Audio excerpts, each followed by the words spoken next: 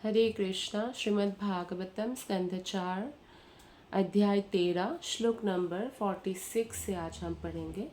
कदापत्यं वरं मन्ये सदपत्याच्युचं पदात् निर्विद्येत गृहन्मर्त्यो यत्क्लेशानेव गृहा। अनुवाद और तात्पर्य शिला प्रभुपाद के द्वारा। शिला प्रभुपाद की जय।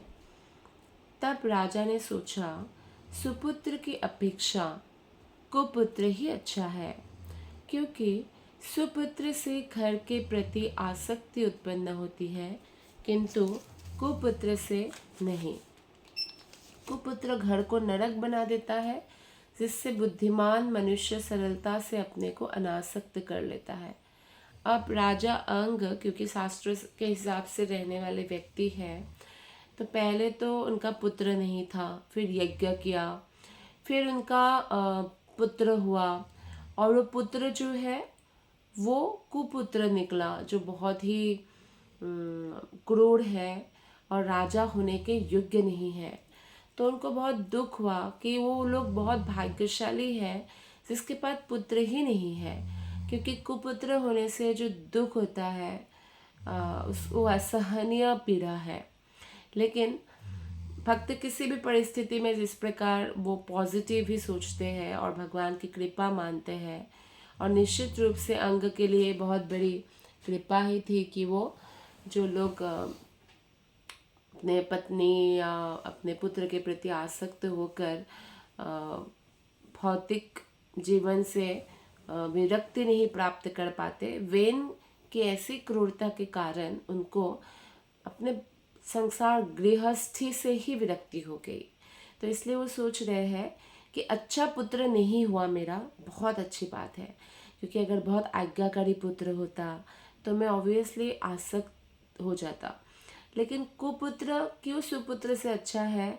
क्योंकि सुपुत्र से घर के प्रति आसक्ति उत्पन्न होती है, क्योंकि अगर सुपुत्र भगवान के भक्त अगर नहीं हो और पिता के उद्धार के बारे में जो है केवल सुपुत्र ही, जो मतलब यहाँ पे सुपुत्र का मतलब है आज्ञाकारी पुत्र, लेकिन अगर भक्त पुत्र है तो बहुत अच्छा है। लेकिन अगर केवल आज्ञाकारी है लेकिन पिता के उद्धार के लिए कुछ नहीं कर रहे हैं, तो ऐसे पुत्र से भी एक्चुअली सिर्फ भौतिक सुख मिलेगा।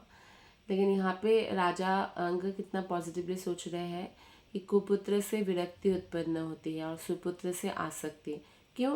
क्योंकि जो अच्छा पुत्र नहीं होता वो घर को ही नरक बना देता है, और इसलिए जो बुद्धिमान व्यक्ति है वो अति आसानी से अपने आप को गृहस्थी से अनासक्त कर लेता है। राजा अपने भौतिक घर के प्रति लगाव और विरक्ति के रूप में सोचने लगा।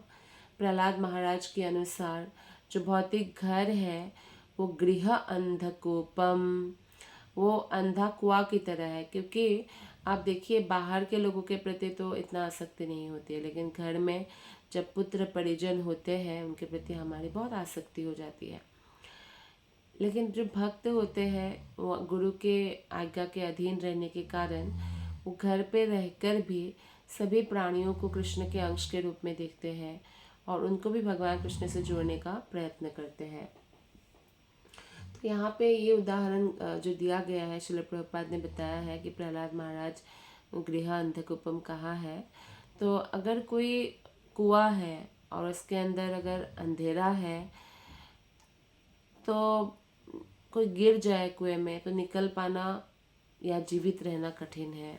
ऐसे भी पहले जो है मान लीजिए जंगल में या ऐसी जगह पे, सुनसान जगह पे कुआं है, पूरे गांव वाले उस कुएं के पानी यूज़ करते हैं, कोई अगर उसमें ऐसे भी गिर जाए तो जीवित रहना मुश्किल है, क्योंकि कितना ही अच्छा तैरने वाला व्यक्ति हो वो कुआं में तैर तैर के अपने आप को बचा नहीं सकता, क्योंकि वो कैसे कुआं से बाहर निकलेगा।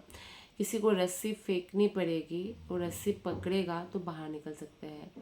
इसी प्रकार उदाहरण दिया जाता है, कोई कितना ही अच्छा स्विमर हो लेकिन भव सागर जैसे समुद्र के साथ तुलना किया गया है, भवकूप या भौतिक भव मतलब भौतिक संसार को या तो कुआं बोला गया है या सागर, क्योंकि आप कितने ही अच्छे स्विमर हो, सागर में अगर बीचों बीच गिर गए कोई शिप से तो वो बच के नहीं आ सकते, उसको किसी को बचाना पड़ेगा जाके। तो ऐसा ही कुएं के साथ भी है। तो यानी हमें गुरु की आवश्यकता है इस भवकूप या भव संसार से निकलने के लिए। और जो रस्सी कुआं में फेंकते हैं वो रस्सी है गुरु का उपदेश, आज्ञा, जिस आज्ञा को पालन करके हम भगवत धाम जा सकते हैं। तो इसलिए प्रहलाद महाराज सलाह देते हैं कि जितना जल्दी हो सके मनुष्य को इस घरेलू जीवन रूपी अंधकूप को त्याग कर जंगल में जाकर भगवान की शरण ग्रहण करना चाहिए। अब जो है पहले हर व्यक्ति जैसे राजा भी हो, अगर बेटा बड़ा है तो उनको संपत्ति अपना राज्य देकर वो जंगल में जाते, जिसको वानप्रस्थ कहते हैं, या संन्यास लेते थे। लेकिन कलयुग में ऐसे जंगल में जाना इतना प्रैक्टिकल नहीं है। तो जंगल में जाने का यहाँ पे मतलब है वृंदावन, वन मीन्स जंगल, तो वृंदावन या भगवान के धाम में जाके जो है रहना। और एक्चुअली पूरे पृथ्वी में ऐसे प्रभुपाद का जो मिशन है कि पूरे पृथ्वी में भगवान के प्रचार प्रसार हो, तो हम जिस भी कोने में हैं, अगर हम नहीं ट्रैवल कर सकते हैं तो भी हमें पूरी तरह से जो है भगवान की सेवा में लगाना चाहिए।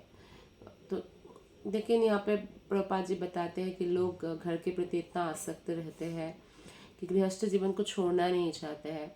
पहले खुद के संतान को बड़ा करेंगे, फिर संतान की शादी करवाएंगे, फिर संतान की शादी में भी उनका हर एक एक्सपेक्टेशन रहेगा कि उनके कैसा होना चाहिए, और फिर कैसे घर का कायदा कानून होना चाहिए, और फिर उनके बच्चे होंगे, फिर बच्चों में वही आसक्ति, फिर से वो वही जीवन जीते रहेंगे और ऐसे ही बूढ़े हो जाएंगे और डेथ हो जाएगा।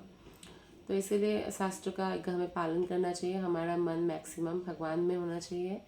अतः राजा अंग ने विरक्ति को ध्यान में रखते हुए कुपुत्र को गृहस्थ जीवन से विरक्ति के लिए प्रेरणा पद मान लिया कि मुझे तो विरक्ति होगी ऐसे पुत्र के कारण।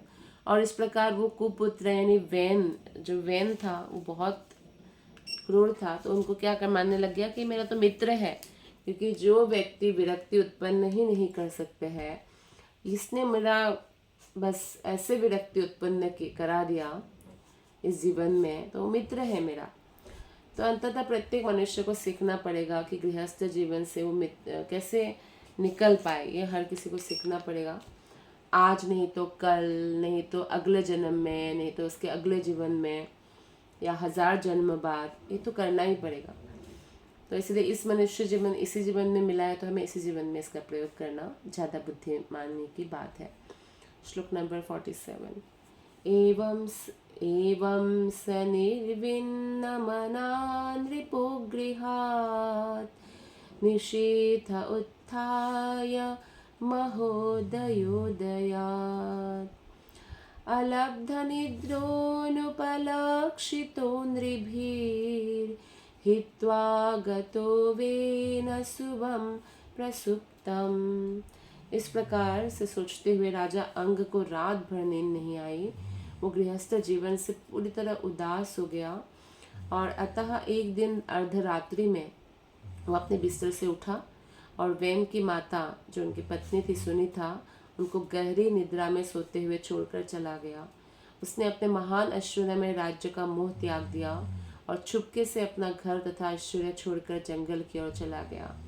तो इस श्लोक में महोदयोदयात् शब्द सूचित करता है कि महान पुरुषों के आशीर्वाद से मनुष्य भौतिक ऐश्वर्य प्राप्त कर सकता है, लेकिन जब वो भौतिक संपत्ति के प्रति अपनी आसक्ति को छोड़ता है तो और भी बड़ा आशीर्वाद मानना चाहिए। तो इस तरह से राजा विरक्त हो गया। श्लोक नंबर 48। विज्ञाय निर्विद्य गतं पतिं प्रजः पुरोहितामात्यसुहृद्गणादयः विचिक्कुरुर्व्यामतिशोककातरा यथा निगूढ़ं पुरुषं कुयोगिनः। और जब ये पता चला, सबको पता चला, नेक्स्ट डे पत्नी को भी पता चला, बच्चे को पता चला, सबको पता चला कि राजा चले गए कहीं, तो उनको दिख ही रहा था कि राजा बहुत उदास थे अपने पुत्र के व्यवहार से।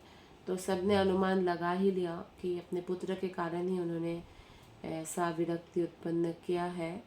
तो समस्त जो उनके प्रजा थे, नागरिक थे, वो राजा से बहुत प्रेम करते थे, क्योंकि राजा अंग बहुत अच्छे राजा थे। पुरोहित थे, वो पुरोहितों के प्रति, ब्राह्मणों के प्रति बहुत आदर भाव रखते थे। या जो मंत्रीगण थे, मित्र थे, और जो सामान्य जन थे, वो बहुत दुखी हो गए।